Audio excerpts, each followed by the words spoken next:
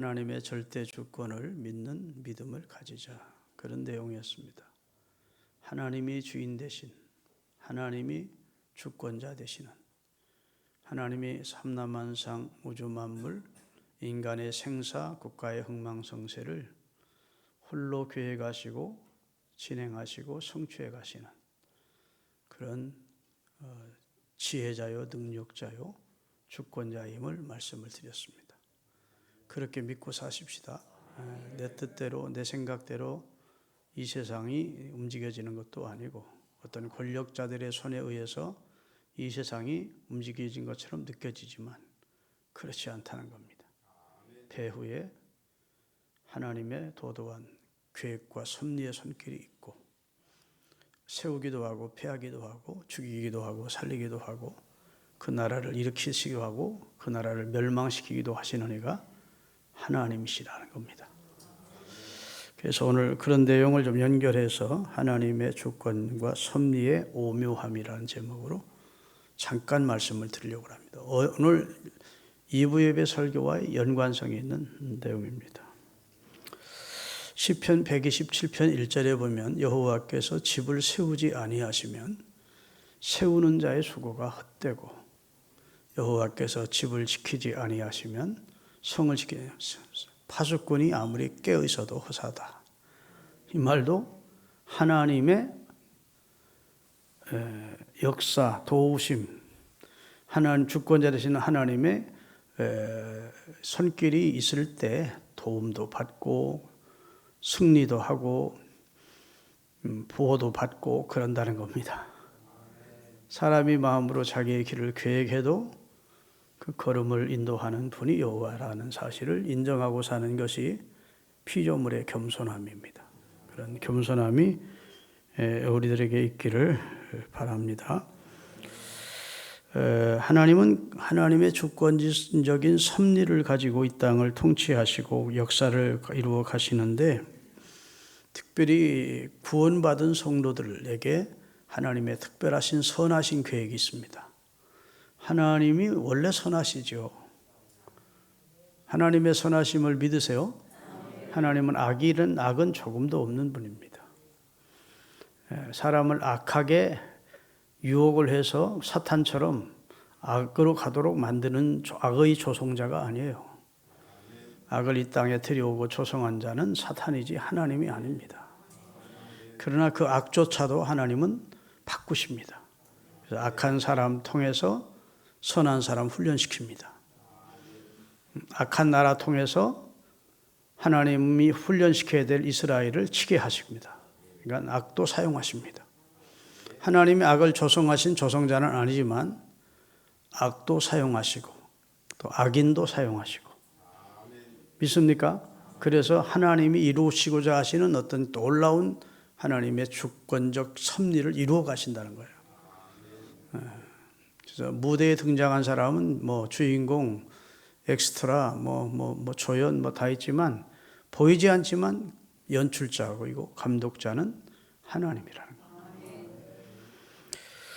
그래서 하나님이 어차피 이제 구원을 주시기로 작정된 자들은 하나님의 선하신 계획이 이제 작동하는데 그 작동은 따라합시다. 저주가 아니라 축복이다. 창세기 50장 20절입니다. 창세기 50장 20절. 당신들은 나를 해하려 하셨으나 말이에요. 하나님은 그것을 무엇으로? 선으로 바꾸사 오늘과 같이 많은 백성의 생명을 우리 가족과 연계된 많은 백성들의 생명을 구원하시려고 나를 애굽에 먼저 보낸 것입니다. 다시 말해 하나님의 주권적 섭리가 내와 우리 가족에게 있었던 겁니다. 당신들이 한 것 같지만 보이지 않는 하나님의 손길이 있었습니다. 이걸 요셉은 얘기해 주는 겁니다. 여러분 요셉의 일생을 보세요. 요셉은 일찍 어머니가 세상을 떴습니다. 베냐민을 낳다가 죽었어요. 동복 동생 베냐민을 낳는 중에 라헬이 죽었습니다. 라헬은 야곱에게 있어서 가장 네 부인 가운데 사랑하는 여인이었습니다. 아이가 없다가 뒤늦게 하나님이 태문을 열어서 요셉을 주셨고 나중에 하나 더 주시는데 라헬이 베냐민을 낳게 돼요. 베냐민을 낳다가 결국 베냐민은 살았고 라헬은 죽었습니다. 그러니 아주 어린 나이에 친모를 잃었습니다. 그런 상황에서 여러분 요셉이 기도의 사람이 될 수밖에 없었던 겁니다. 하나님을 바라보고 인생의 허무함을 생각하고 여러분 고난이 없으면 사람이 깊이 사색을 하지 않아요. 그냥 덤벙덤벙 사는 겁니다. 막 되는 대로 사는. 그런데 고난이 닥치면 왜 이럴까? 인생이 무엇일까? 뭐 이런 생각을 하게 된다고요. 그런데 형님들이 또 자기를 팔아버리네. 그래서 그는 애굽으로 팔려갑니다. 근데 그 손길이 누구의 손길이 있었다고요? 배후에? 그 당시는 모르죠. 억울하게만 했을 겁니다. 형님들이 왜 나를 이렇게 미워하나? 억울했을까요? 포디발 장군의 집에서 누명 씁니다. 참으로 진짜 분통 터졌을 겁니다. 자기의 정결함을 지키려고 한 것뿐인데 마치 주인의 여자를 겁탈하려다가 실패한 아주 형편없는 흉악범일로 오해를 받은 입장이 되고 감옥에 갇혔습니다.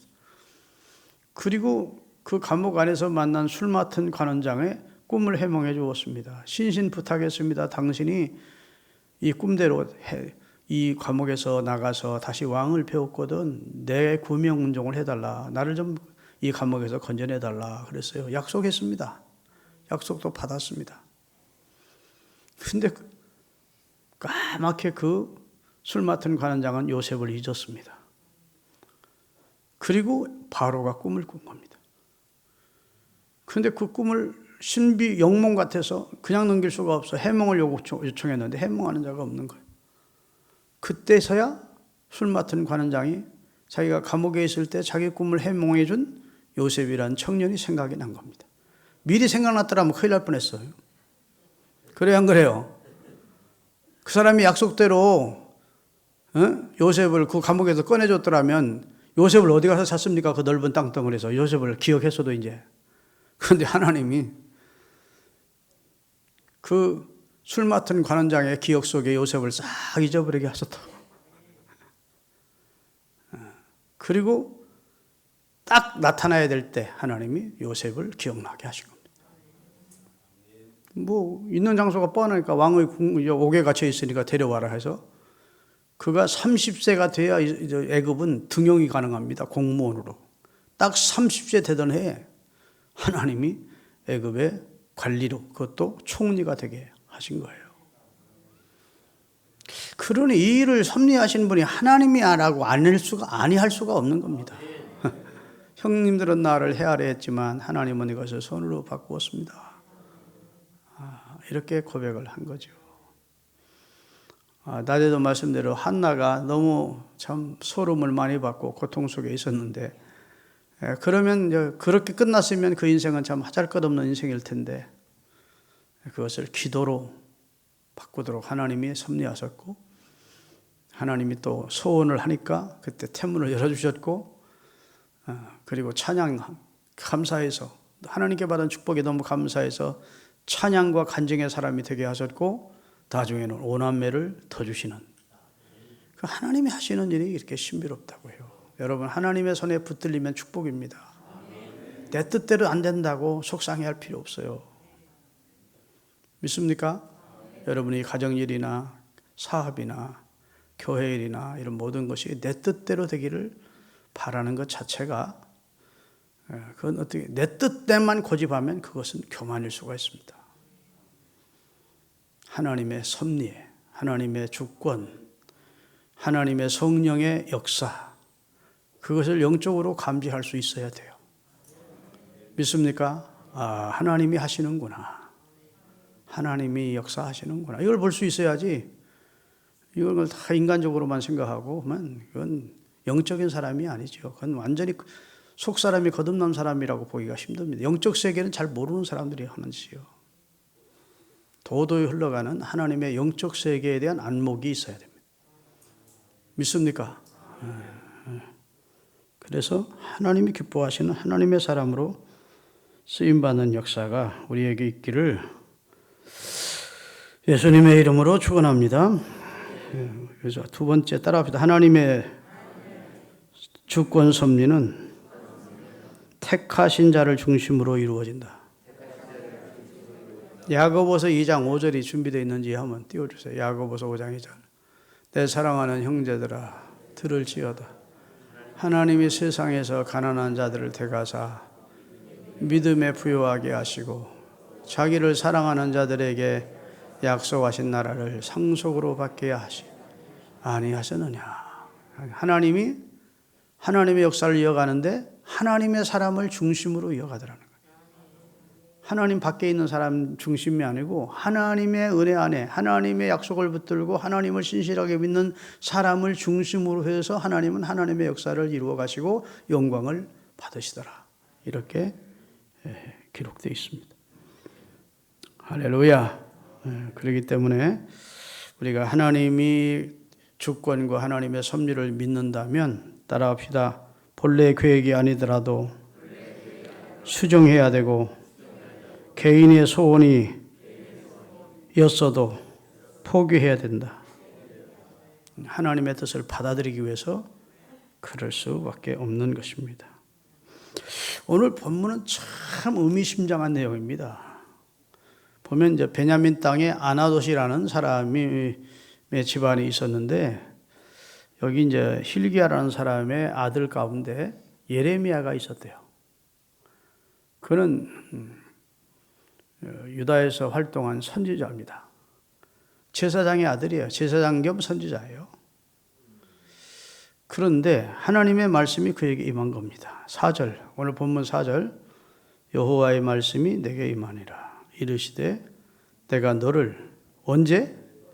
모태에서 짓기 전에, 다시 말하면 네가 이 땅에 부정 모혈을 통해서 한 생명으로 창조되기 전에, 시작되기 전에, 그 말이 참 신비로운 말씀입니다. 너를 알았고 내가 배에서 나오기 전에 너를 내가 거룩한 사람, 거룩한 일을 시키는 사람으로 쓰려고 성별했고, 그 다음에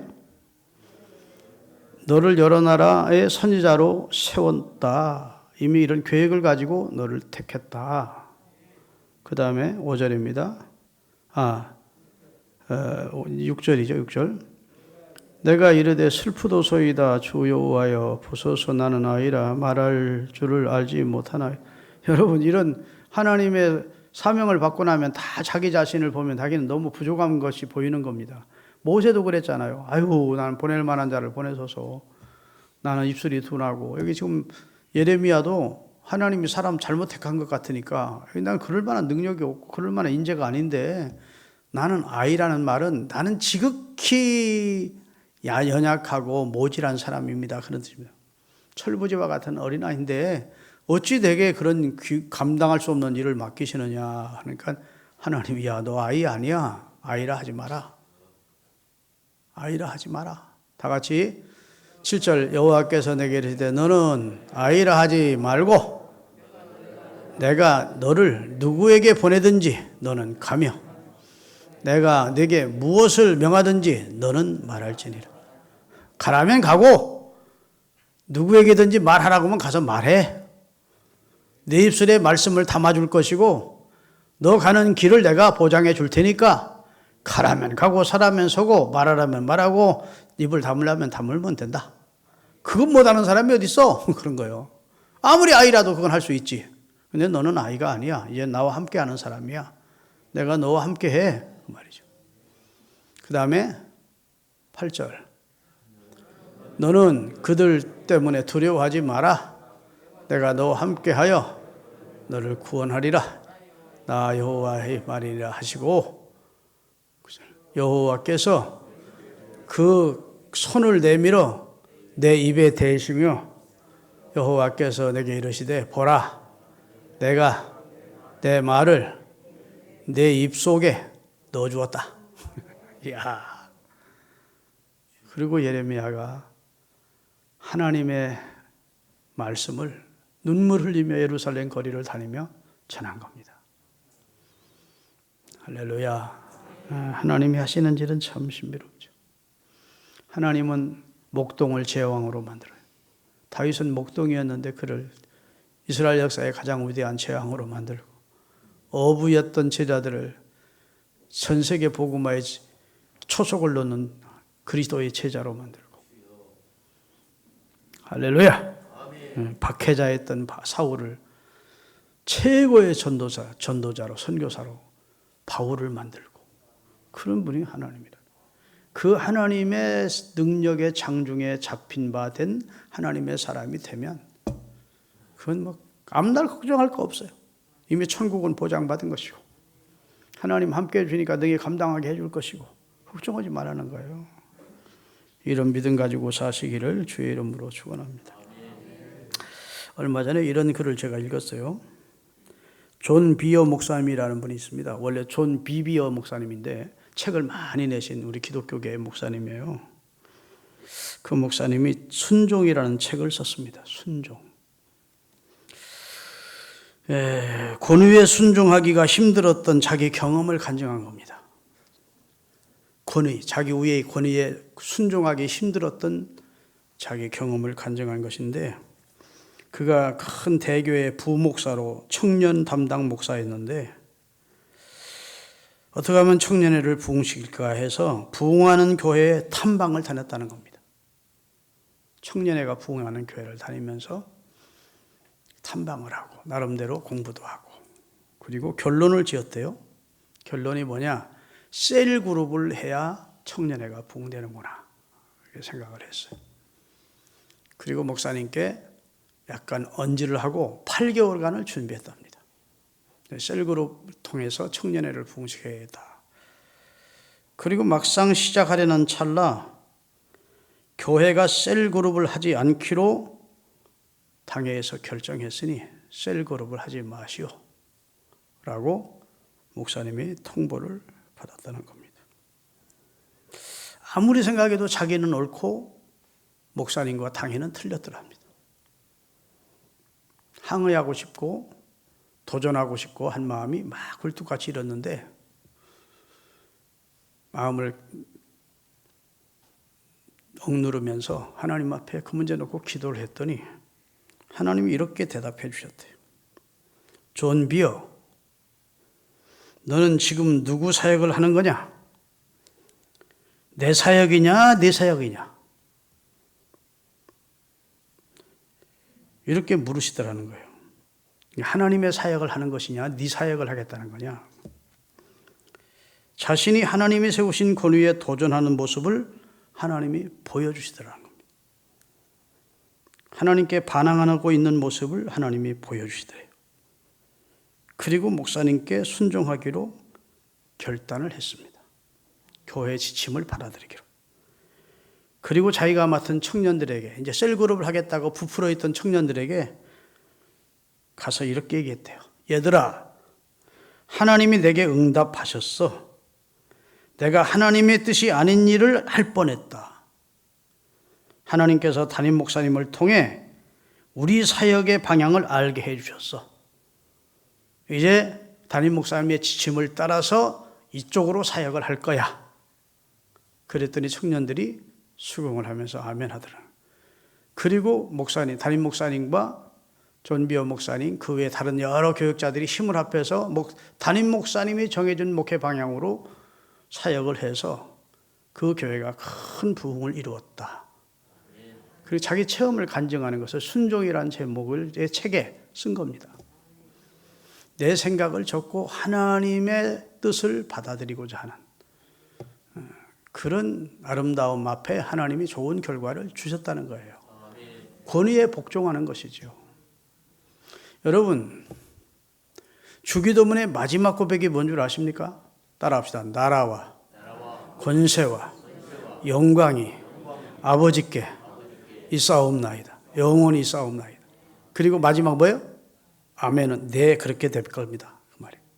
나라도 권세도 영광도 주권도 아버지 뜻에, 아버지 손에 있습니다.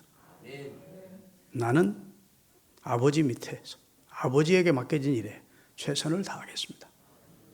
그리고 아멘 하라는 것이 예수님이 가르쳐준 기도입니다.